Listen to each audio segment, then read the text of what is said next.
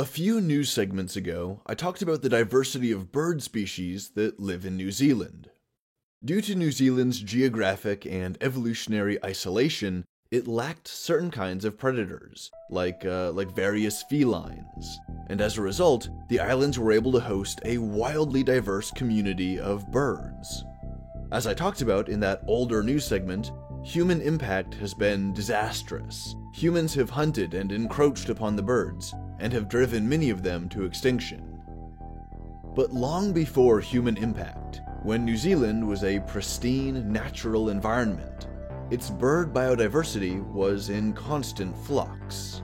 Species went extinct due to various environmental or competitive factors, otherwise known as the background rate of extinction. And new species were diverging and diversifying, and often outcompeting those species that would eventually go extinct.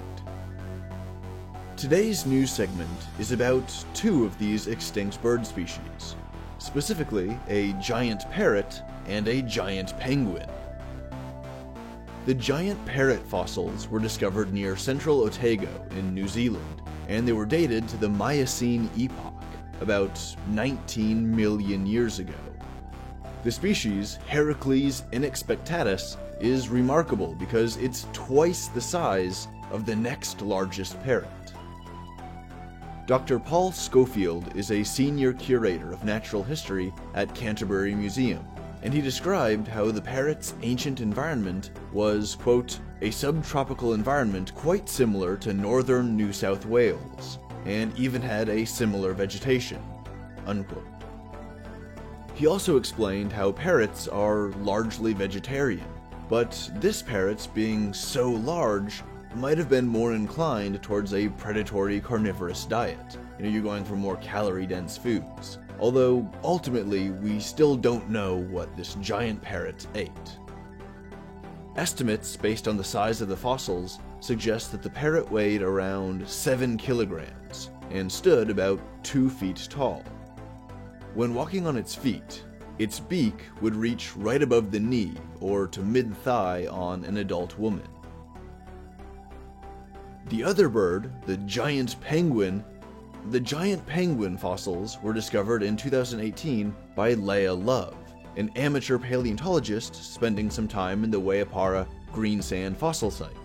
When she found the fossils, she contacted the local Senckenberg Natural History Museum, who sent out a team of professional paleontologists and fossil curators, including Dr. Vanessa Pitre and the aforementioned Dr. Paul Schofield.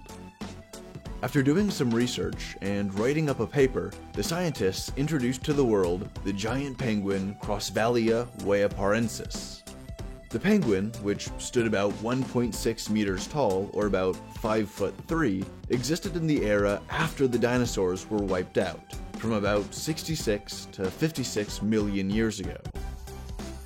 Now the penguin is about the height of an adult woman, a rather short adult woman, although the penguin would have been much broader, as it was cloaked in a thick layer of fat, with long, flipper-like wings and a raptor-like skull mounted on top, itself equipped with a long, thin beak with a curving pointed tip.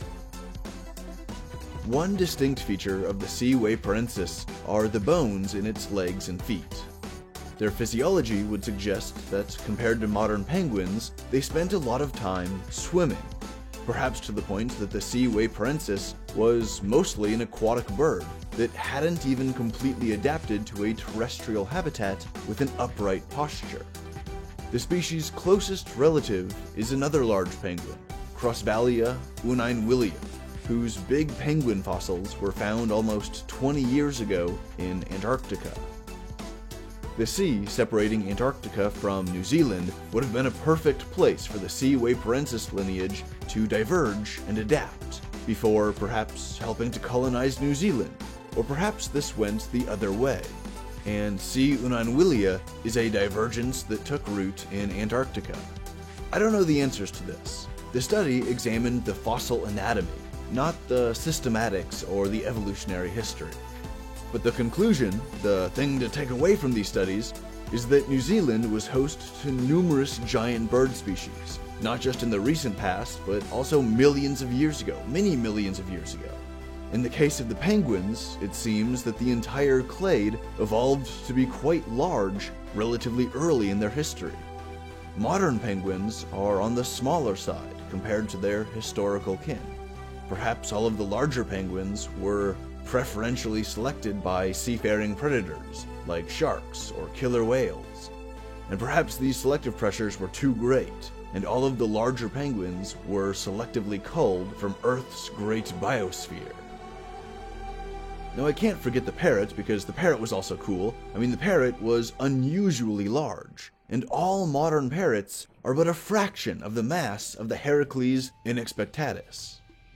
These discoveries are really cool, because each one gives us a better understanding of the avian lineage, of the avian biodiversity in New Zealand, and of the curious types of megafauna that once shared our world.